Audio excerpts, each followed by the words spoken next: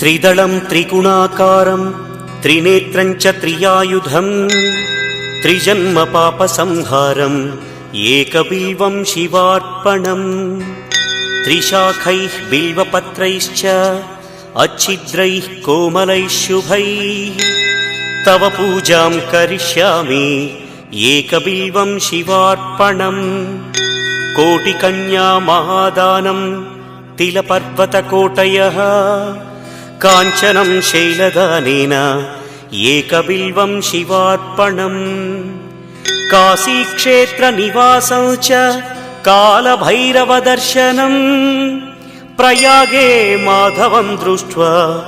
एकबिल्वं शिवार्पणम् इन्दुवारे व्रतं स्थित्वा निराहारो महेश्वर नक्तं हौष्यामि देवेश एकबिल्वं शिवार्पणम् रामलिङ्गप्रतिष्ठा च वैवाहिककृतं तथा तटाकादि च सन्तानम् एकबिल्वं शिवार्पणम् अखण्डबिल्वपत्रं च आयुतं शिवपूजनम् कृतं नाम सहस्रेण एकबिल्वं शिवार्पणम् उमया सह देवेश नन्दिवाहनमेव च भस्मलेपनः सर्वाङ्गम् एकबिल्वं शिवार्पणम् सालग्रामेषु विप्राणां तटाकं दशकूपयोः यज्ञकोटिसहस्रस्य एकबिल्वं शिवार्पणम्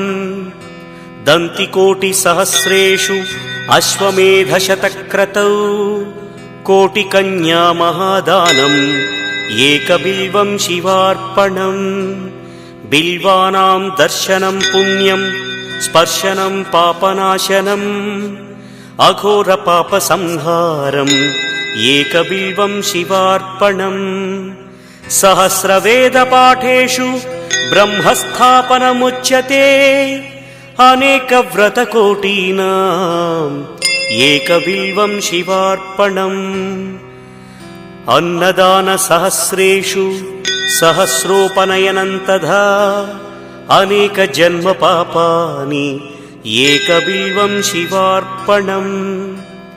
बिल्वाष्टकमिदं पुण्यं यः पठेत् शिवसन्निधौ शिवलोकमवाप्नोति